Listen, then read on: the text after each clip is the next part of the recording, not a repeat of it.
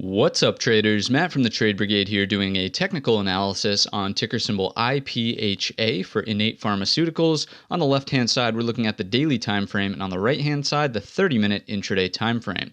Let's start off by mapping out some obvious areas of support and resistance from the daily perspective. Then we'll jump down into the 30-minute and talk more about some nuance, what we're seeing unfold from that perspective, and certainly some resistance up here. And this is just going to give us a basic roadmap from the daily perspective. I like those levels as they are. But now again, let's shift the focus over here to the right for the 30-minute. First thing I want to point out is I think it's very interesting that on the first day where there was renewed interest in this, into the end of the day here, Wednesday and Thursday even, you can see that there was a large gap up and then it faded right into the remainder of the day, but came into critical support here at 385, remembering that that comes from in here.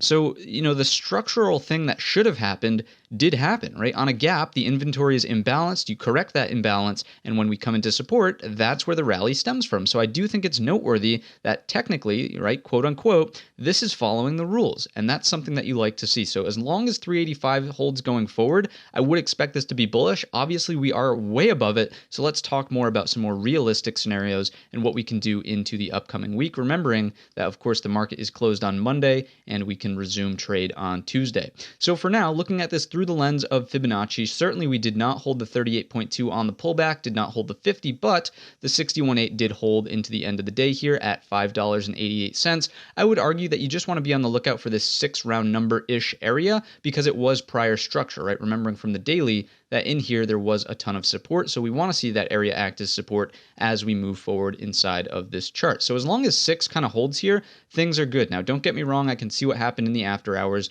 We are trading slightly underneath that area, but if by the time, again, Tuesday's bell at 9:30 rolls around and we're trading somewhere up above or even around this 6 whole number, that would strike me as the first best thing that could potentially happen. From there, you're looking for some sort of structure. Let's clean up those Fibonacci's. There we go. You're looking for some sort of structure to be put in. I don't know what that might look like, just drawing some consolidation here. And then a breakout over, again, whatever happens to form, if it does form, to take us into the high of Friday at 890. And after that, it's blue sky levels. This is the all-time high. Let's grab the other tool here.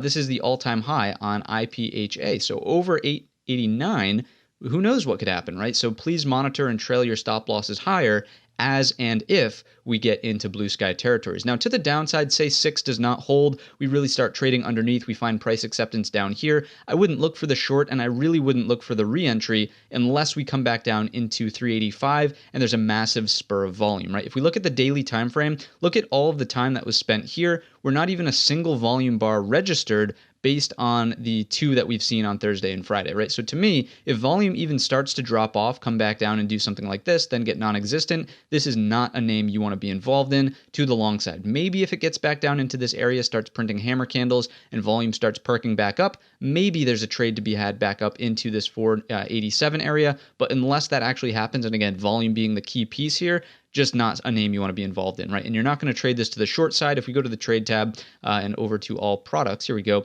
you can certainly see there are no options chains. And of course, I would imagine this is hard to borrow or none to borrow here on Thinkorswim when the regular week actually opens back up. So all things considered, you have a couple scenarios. The key number to watch on IPHA is simply $6. If we consolidate above, put in some pattern, fine, looking for the breakout. If we move underneath, not interested in potential trades on this name. If you enjoyed today's video or learned anything new, let me know in the comments section or by giving the video a thumbs up. Don't forget our main channel is linked in the description, and all of that being said, I wish you a green trading week.